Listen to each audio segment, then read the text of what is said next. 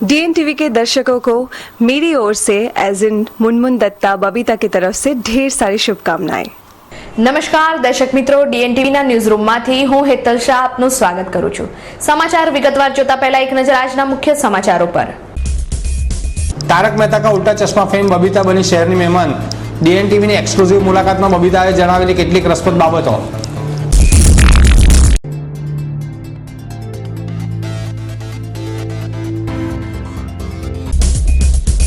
Travels સંચાલકને 24 કલાકમાં murder કરી નાખવાની ધમકી આપનાર અન્ય ટ્રાવેલ્સ સંચાલક સામે પોલીસ ફરિયાદ। હવે જોઈએ સમાચાર વિગતવાર। તારક મહેતા કા ઉલ્ટા ચશ્મા ફેમ બબીતા આજે શહેરની મહેમાન બની હતી।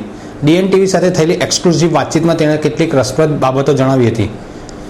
સબ ટીવી પર પ્રસારિત થતી લોકપ્રિય સિરિયલ તારક મહેતા કા ઉલ્ટા ચશ્મા ફેમ બબીતા મુનમુન દત્ત એક કાર્યક્રમમાં હાજરી આપવા કરજણ ગયા હતા। શહેરની એક ખાનગી હોટલમાં રોકાયેલ મુનમુન દત્તે ડીએનટીવીને એક્સક્લુઝિવ ઇન્ટરવ્યૂ આપ્યો હતો।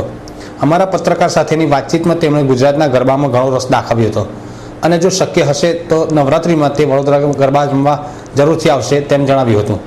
તો બીજી તરફ રાજનીતિ વિશે મને કશી સમજ નથી અને હું રાજકારણમાં નહીં જાઉં તેમ જણાવ્યું હતું। डीएनटीवी के दर्शकों को मेरी ओर से एज इन मुनमुन दत्ता बबीता की तरफ से ढेर सारी शुभकामनाएं।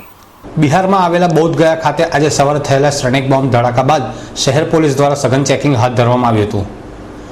બિહાર રાજ્યના બોધગયા ખાતે ભગવાન બુદ્ધનું વિશાળ મંદિર આવેલું છે। આ મંદિરને નિશાન બનાવી આજે સવારે આતંકવાદીઓ દ્વારા શ્રેણિક બોમ્બ ધડાકા કરાયા હતા।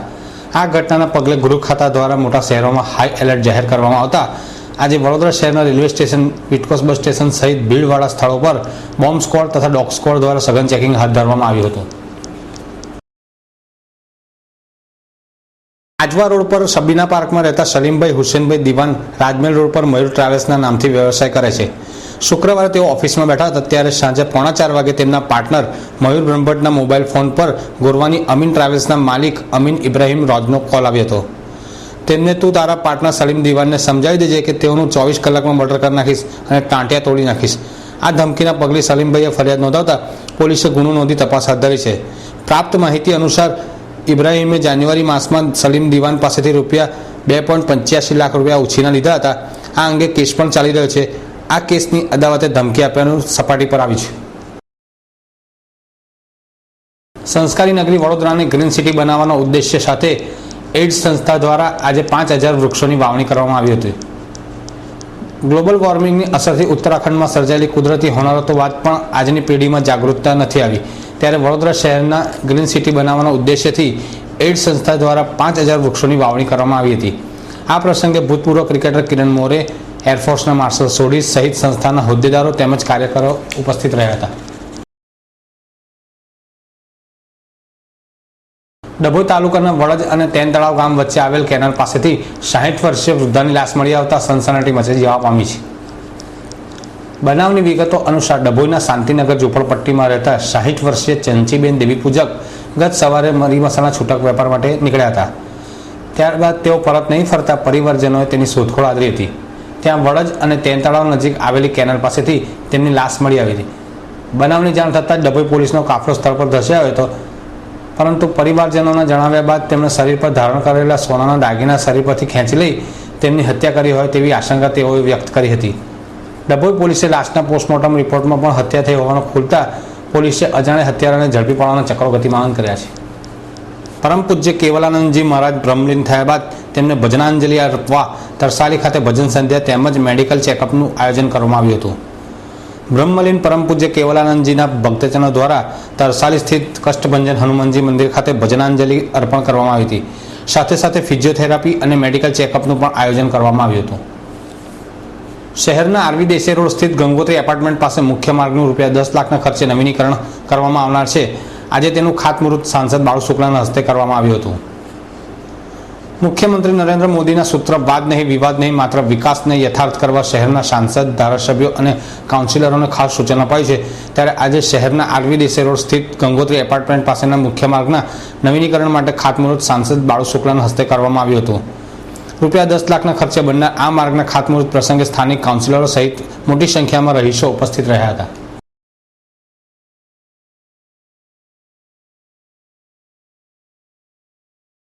શહેરમાં વસવાટ કરતા ખારવા સમાજના બાળકો માટે વૈરાગી ચેરિટેબલ ટ્રસ્ટ દ્વારા ચિત્ર સ્પર્ધાનું આયોજન કરવામાં આવ્યું હતું.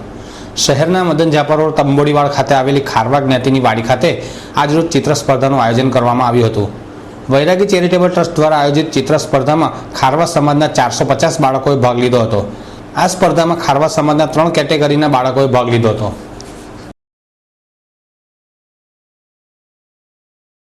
મહાનગર સેવા સદનના અધિકારીઓની નિષ્કાળજીના પાપે અટલાદરા વિસ્તારમાં આવેલા વુડાના મકાન પાસે ગંદકીનું સામ્રાજ્ય સર્જાયું છે.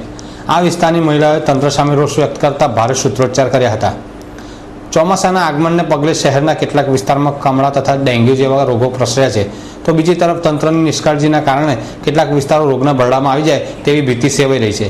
અટલાદરા સ્થિત વુડાના મકાન પાસે ગંદકીનું સામ્રાજ્ય સર્જાયું છે. સ્થાનિક રહીશોની વારંવાર રજૂઆત છતાંય કોઈ કામગીરી હાથ નહીં ધરાતા આજે સ્થાનિક મહિલાઓએ તંત્ર સામે રોષ વ્યક્ત કરતા ભારે સૂત્રોચ્ચાર કર્યા હતા.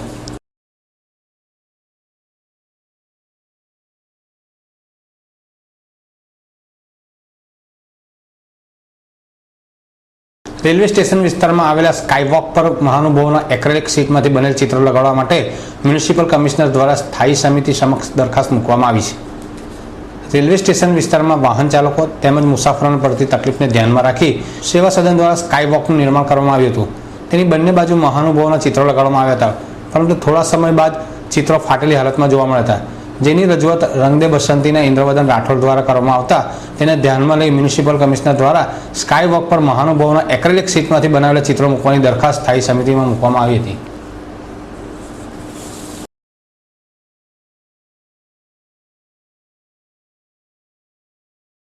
સેન્ટ થોમસ ડે નિમિત્તે આજે શહેરના ક્રિશ્ચિયન સમાજ દ્વારા રેલીનું આયોજન કરવામાં આવ્યું હતું.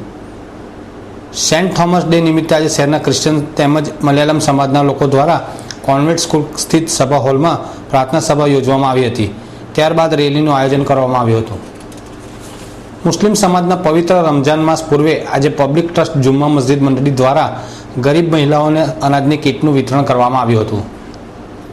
મુસ્લિમ સમાજના પવિત્ર રમજાન માસને ગણતરીના દિવસો બાકી છે, ત્યારે આજે શહેરના માંડવી વિસ્તારમાં આવેલી જુમ્મા મસ્જિદ ખાતે પબ્લિક ટ્રસ્ટ જુમ્મા મસ્જિદ મંડળી દ્વારા 200 જેટલી ગરીબ મહિલાઓને અનાજની કીટનું વિતરણ કરવામાં આવ્યું હતું.